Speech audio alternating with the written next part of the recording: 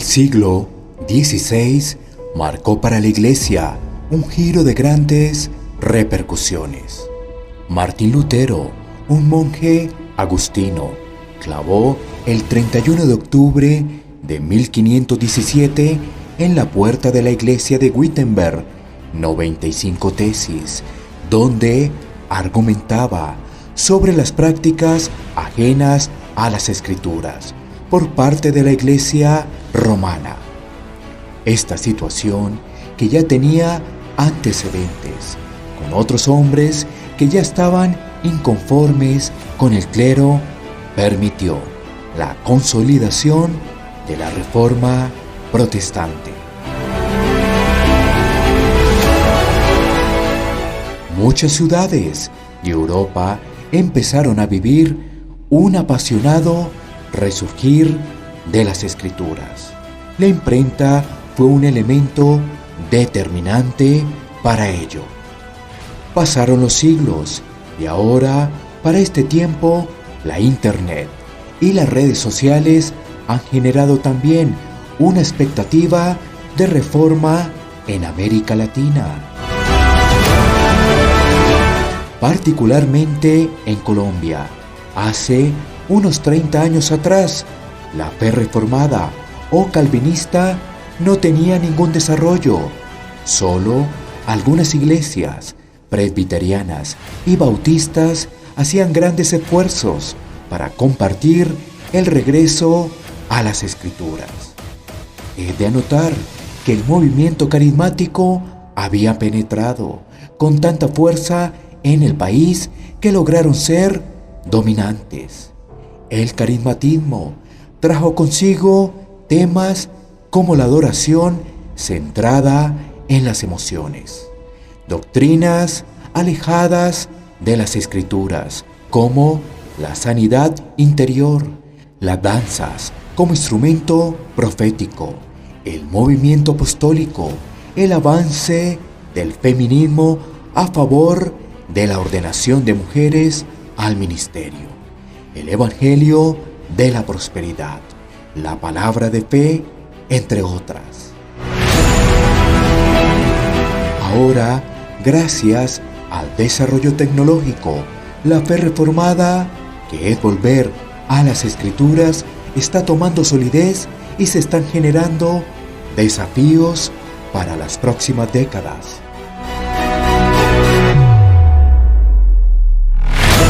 El presente documental analiza tanto los obstáculos como los desafíos de la reforma en Colombia.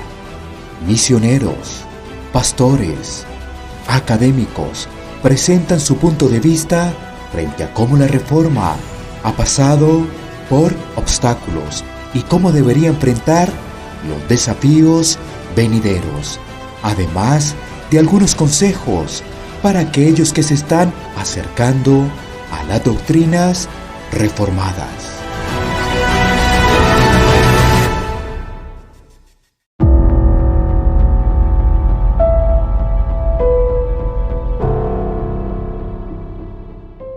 Con la resistencia del catolicismo romano para ese tiempo, a la oposición de los movimientos arminianos, pentecostales y carismáticos, a los cuales empezaron a sospechar y a ver a la fe reformada como una fe sectaria, como una fe que iba a estorbar el evangelismo, porque la concepción que algunos tienen es que la doctrina de la soberanía de Dios en la salvación hace que los cristianos se vuelvan pasivos en la evangelización. Pueden ser obstáculos o virtudes. Una de las bendiciones es que hay muchos hombres, buenos predicadores en español, pero también hay hombres que no son muy buenos y la internet es una bendición, pero también muchas personas cogen de aquí, cogen de allá y eso ha hecho que la iglesia local no se valore como debería hacerse, no haya una sujeción pastoral, no haya una sujeción en su membresía. Eso por un lado. Eso es un obstáculo, pero también es una virtud porque se extiende el evangelio. Pero yo pienso que el obstáculo es el corazón nuestro, el orgullo, la vanidad. Hay hermanos quienes están en esta conferencia que son una bendición, son eruditos, pero entre más conoces al Santo Dios, te hace más humilde, porque sabes de dónde te sacó Dios. Entonces, esa es una bendición, pero también pasa lo contrario. Hay personas que se burlan de los demás, desprecian a los demás, y eso hace que no haya un acercamiento hacia las personas, hacia la reforma o el verdadero evangelio. Lastimosamente, muchas personas que conocen la doctrina básica de la Reforma creen que lo saben todo y no han sabido explicar las doctrinas de la gracia con gracia, sino que han explicado las doctrinas de la gracia con juicio, con falta de amor, siempre descalificando al resto de congregaciones que no piensan como ellos, y eso le ha hecho daño a la Reforma. Es más, la opinión que tenemos de muchas iglesias que no son reformadas de nosotros es que descalificamos a todas las iglesias porque nosotros nos consideramos los únicos. Que nosotros en el momento en el que estamos viviendo, con tanta información que hay, que nos quedemos en la superficialidad del conocimiento de Dios. Las iglesias necesitan no solamente eh, algunas doctrinas que son esenciales y que hacen que una iglesia se identifique como reformada. La iglesia necesita conocer a Dios en su palabra y necesitamos seguir profundizando en el conocimiento de Dios y también aplicarlo a la vida. Y creo que uno de los desafíos que hoy en día está enfrentando la iglesia reformada es esta, ¿no? Que a veces nos quedamos cortos con una vida que da o que hace honor al conocimiento que brinda la teología reformada, en cuanto a que el amor, la unidad, el hecho de tener gracia los unos con los otros, que hayan iglesias realmente evangélicas en el sentido de que el evangelio sea vivido verdaderamente, donde el pecador pueda encontrar una comunidad de gracia, donde sus pecados sean tratados seriamente, pero con amor. Una iglesia que se esmera en predicar la palabra del Señor y no echar mano de estrategias humanas es una iglesia que por lo general no tiene un crecimiento muy grande. Y creo que en este momento la dificultad de la reforma está en que hay muchos hombres que se están capacitando y muchas iglesias que se están plantando, pero hacen falta recursos para apoyar y al no ser un crecimiento tan grande numéricamente, porque tristemente las personas buscan más otra cosa que le ofrece la iglesia, sea la lámpara de Aladino que le satisface sus deseos buscando hacia Dios. Creo que uno de los mayores obstáculos tiene que ver lo voy a poner de esa manera, como con la pereza de las personas de querer estudiar la Biblia. Yo hablaba con un hermano pastor hace poco y le decía, yo creo que en un contexto carismático hemos sido malcriados o mal acostumbrados a decir, dejemos que el Espíritu fluya, el Espíritu nos guía, pero no estudiemos la palabra. Creo que eso ha sido un error. Pienso yo que hay que pasar de la reforma de los libros, vamos a decir, muertos o de personas que murieron, al desafío de libros vivientes, es decir, personas que están vivas hoy. ¿Por qué digo esto? No es lo mismo cuando tú aprendes una doctrina o aprendes un tema, leyéndolo en un libro, incluso viéndolo en una conferencia, a estar compartiendo con alguien que cree, que profesa, que vive, practica esa doctrina. Tú pierdes una dimensión de la existencialidad, podemos decir, o la realidad de esa fe. Eso se traduce, además, en mi opinión, en el tema pastoral. ¿Qué ocurre? Muchos pastores son pastores de muchos años y todavía no han visto el proceso de lo que ocurre cuando una nueva doctrina llega a su mente y luego empezar a aplicarla. No es lo mismo la etapa que está viviendo el pastor, la etapa que vive el hermano, digamos, de años o la persona nueva. Las enseñanzas falsas sobre guerra espiritual, las mujeres como pastoras y otros obstáculos son los principales que enfrentamos en el desafío de llevar a conocer con mayor luz el Evangelio de nuestro Señor Jesucristo.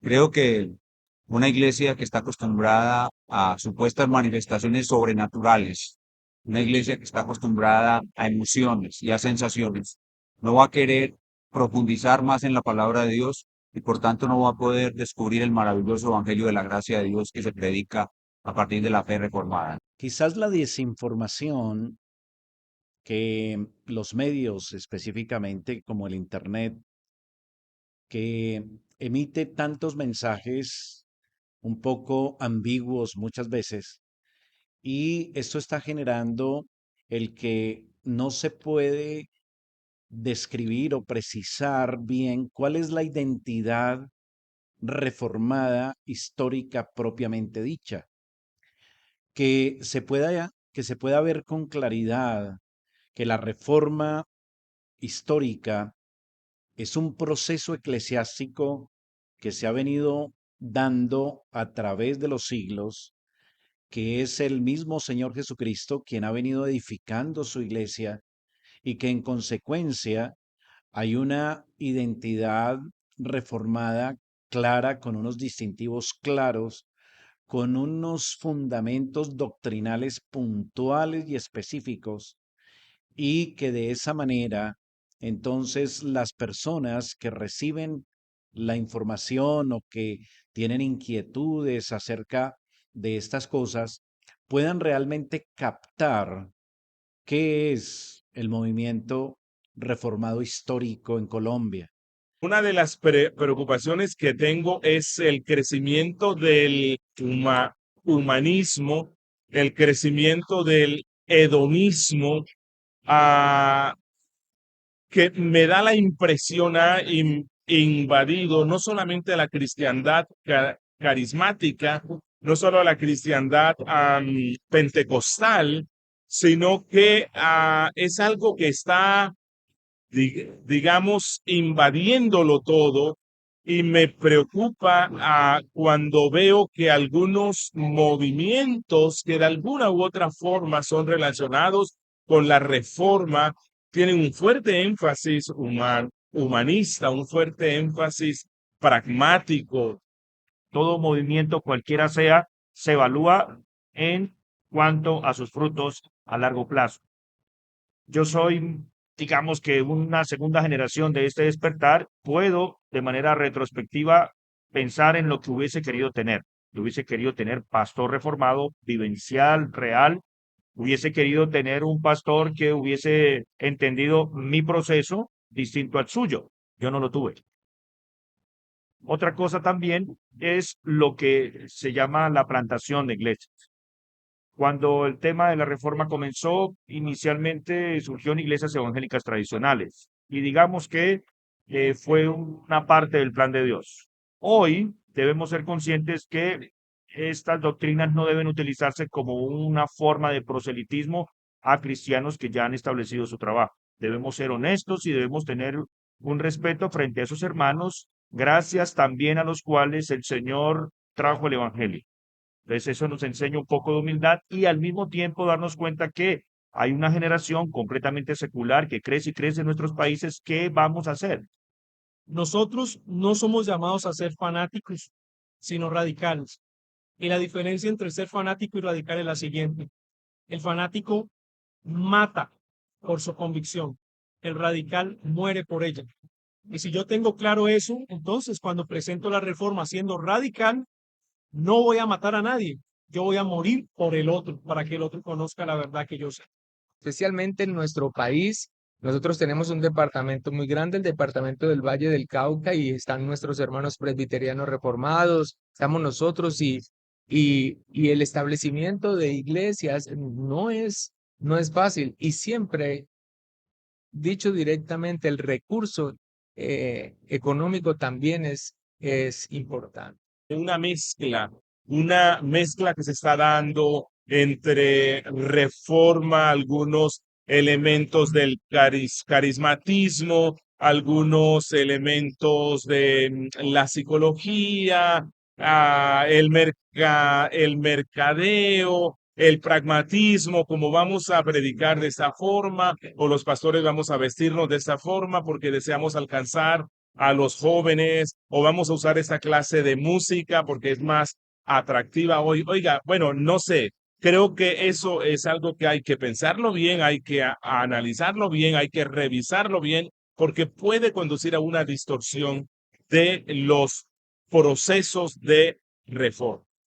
Así que hay desinformación y esa desinformación pues está también conduciendo a que algunos ministerios y algunos pastores puntualmente que están escuchando el Internet y escuchan diferentes enfoques, asumen que ya por escuchar estas cosas en el Internet y el identificarse con alguno de esos puntos, ya entonces ellos tienen una convicción reformada y empiezan pues a hablar con un vocabulario, a identificarse con un nombre de reformados, cuando en verdad hace falta mucho conocimiento acerca de lo que es una clara identidad histórica reformada.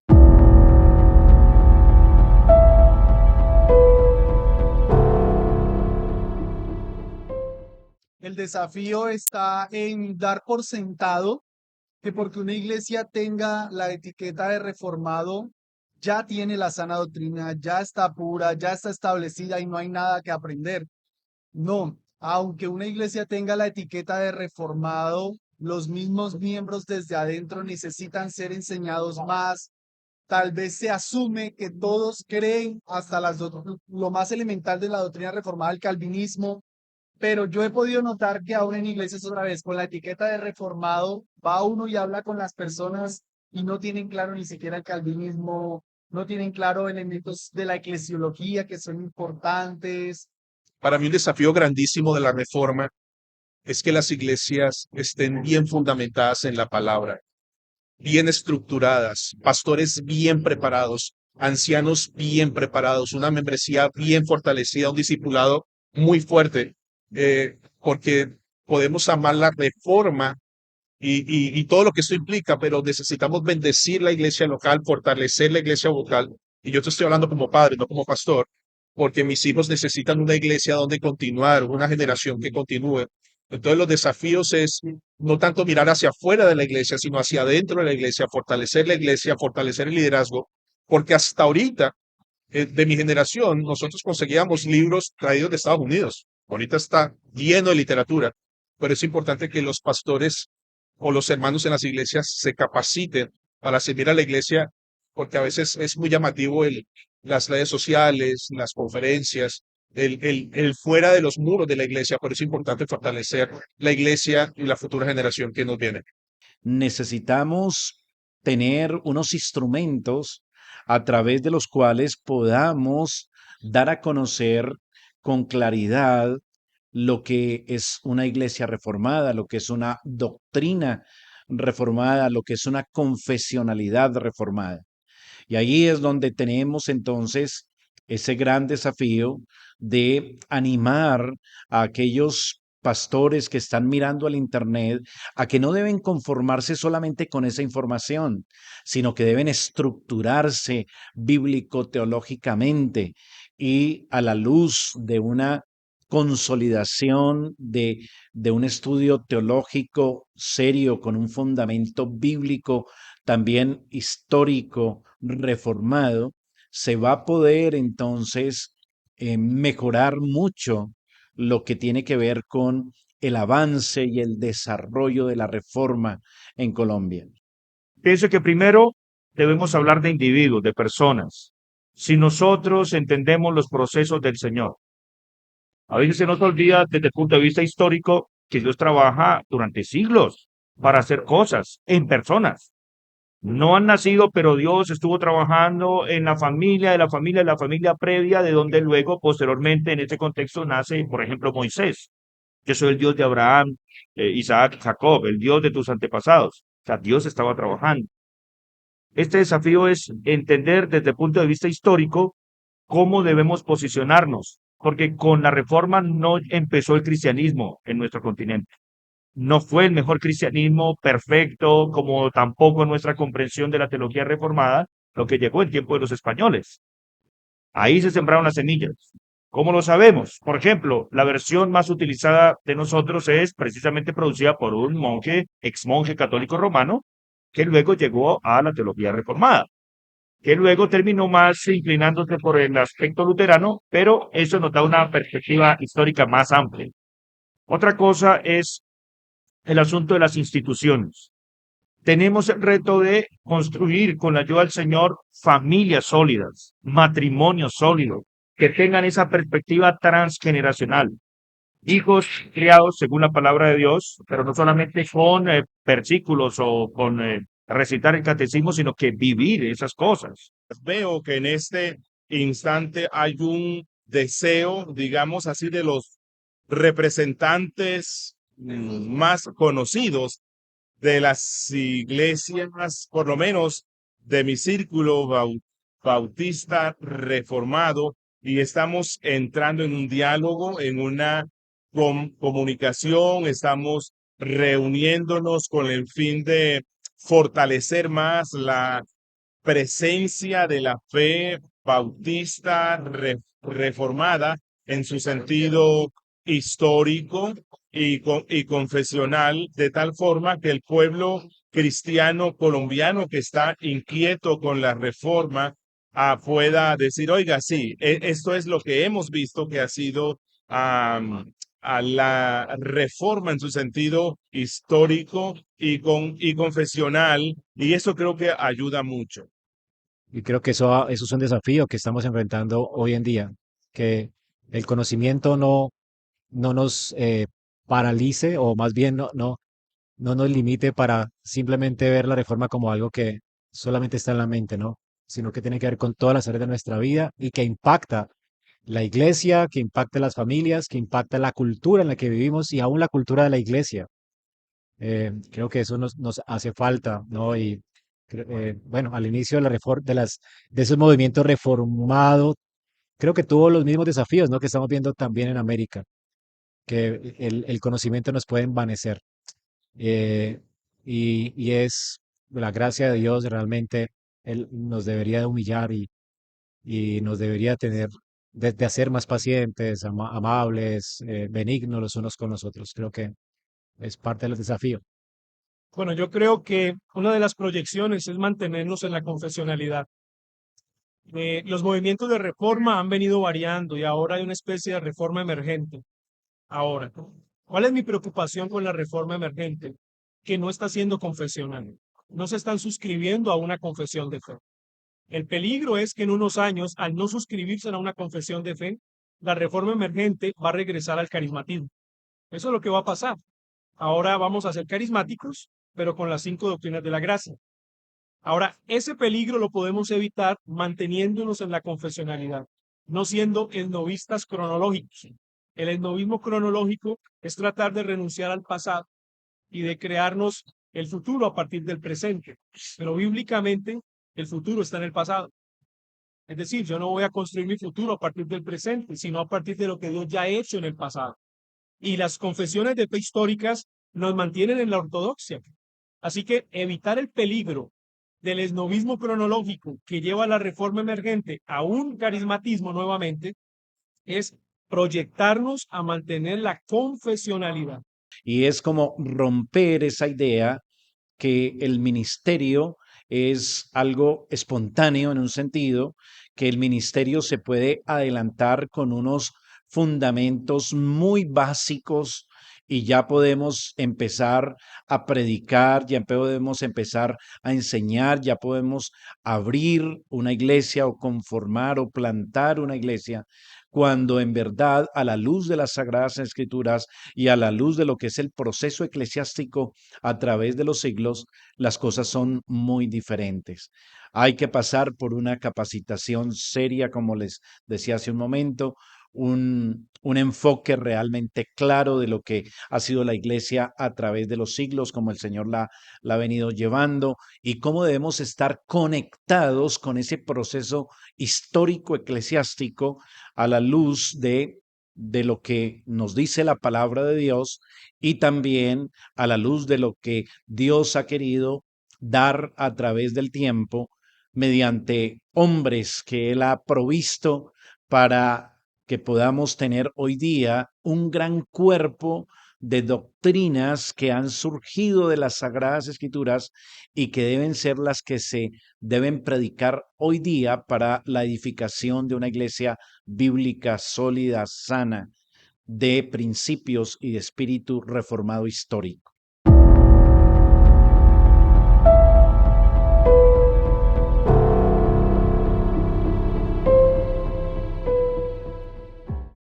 Humildad, humildad.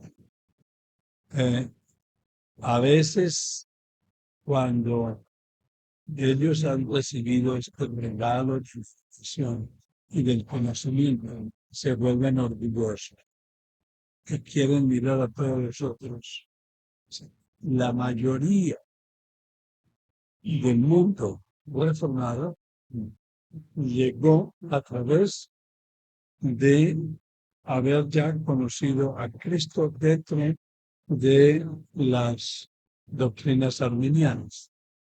Y eventualmente, a medida que continúan estudiando, es cuando se dan cuenta de las bellezas de la doctrina reformada. Mire, esto no es nuevo. O sea, usted no es el primero que conoció eso, no, esto viene de la Biblia. Y lo mismo que está causando en usted ya causó en otros y causará en otros. Por usted se da cuenta de esto, usted puede entonces aprender de lo que pasó con otros. A mí me han ayudado muchísimo otros. Me han dicho, qué bien, conociste las doctrinas de la gracia, conociste la teología del pacto, etcétera. Magnífico. Ahora, ¿cómo lo vas a vivir? Eso es un desafío enorme. Consejo número 1. Consejo número 2. A mí me ha ayudado bastante, y eso está en la Biblia, el construir relaciones saludables con personas más maduras que yo y que vean la vida distinto a como yo la veo. Por ejemplo, yo soy de trasfondo tradicional presbiteriano, pero tengo muy buena relación con mis hermanos bautistas. Y cuando interactuamos, cuando compartimos, ellos me hacen ver cosas que nosotros constantemente no estamos prestándole mucha atención o que obviamos. Eso es una riqueza. ¿Por qué? Porque ninguna comprensión teológica agota la revelación de Dios, agota la comprensión de Dios. Eso es importante. Tenga buenos amigos que no estén de acuerdo con usted. Eso ayuda bastante a la madurez, a la fraternidad, a la humildad. Así que mi consejo también de paso para las personas que están inquietas en este tema, los hermanos que también consultan el Internet y muchos llegan a nuestras iglesias y quizás algunos de los que me escuchan ahora mismo, pastores, son testigos que llegan a nuestras iglesias reformadas, creyentes que han tenido una experiencia en una comunidad tradicional y llegan con muchas inquietudes, pero también llegan con muchos prejuicios y llegan también con muchas dudas y temores. Yo quiero animarle al creyente que quiera acercarse a una iglesia donde hay un púlpito sólidamente anclado en una teología bíblica, que no tengan temores, que se acerquen con un espíritu enseñable, que se acerquen también con un espíritu de discernir, de primero analizar, ver, para que no estén con esa prevención de no tomar un compromiso serio con la iglesia local, de mantenerse quizás como al margen de llevar una vida eclesiástica conforme al modelo del Nuevo Testamento en nuestras iglesias reformadas. Que sean humildes y que tienen que buscar una iglesia bíblica y ser miembros de ella. Le voy a decir una cosa. Algo que me parece muy lamentable es ver cómo se están utilizando las redes sociales para hacer debates teológicos. No todas, pero muchas de esas personas que generan debates ni siquiera asisten a una iglesia, ni siquiera son miembros de una iglesia local, ni siquiera están siendo pastoreados. ¿Qué le diría yo a los que están conociendo estas cosas? Que no hay una verdadera espiritualidad sin iglesia. No la hay. Es duro lo que digo, porque sé que hay personas que no se pueden congregar, pero la oración debe incrementar para que el Señor les permita una iglesia. Esa es nuestra oración. La verdadera espiritualidad es colectiva, no es individual. Para conocer a Cristo, su persona y su obra, se necesita profundizar en las Escrituras, quién es Dios, cuál es la obra que Dios ha hecho por medio del Señor Jesucristo. Así que oren al Señor por conocer más profundamente a Dios mismo, la obra de salvación en Cristo, y comiencen a estudiar sus Biblias con la perspectiva de conocerlo más profundamente. Además, pienso que también debemos ser agradecidos por cómo el Señor llegó, en las circunstancias que llegó, cómo llegó. Pero note bien, usted no tiene la culpa de cómo le llegó la reforma. Puede ser por una pelea de redes sociales, puede ser porque lo expulsaron de su comunidad evangélica, etcétera. Pero ahora que llegó esa verdad, usted es responsable de transmitirla como sí debe ser. A veces a nosotros se nos olvida, es que a mí me hicieron, yo pasé tal cosa, y luego lo replicamos muchas veces maximizándolo. O sea, me expulsaron, entonces yo soy más beligerante ahora con los que vienen. No, que con nosotros se acabe por la gracia de Dios esa cadena de mala aplicación de la palabra de Dios.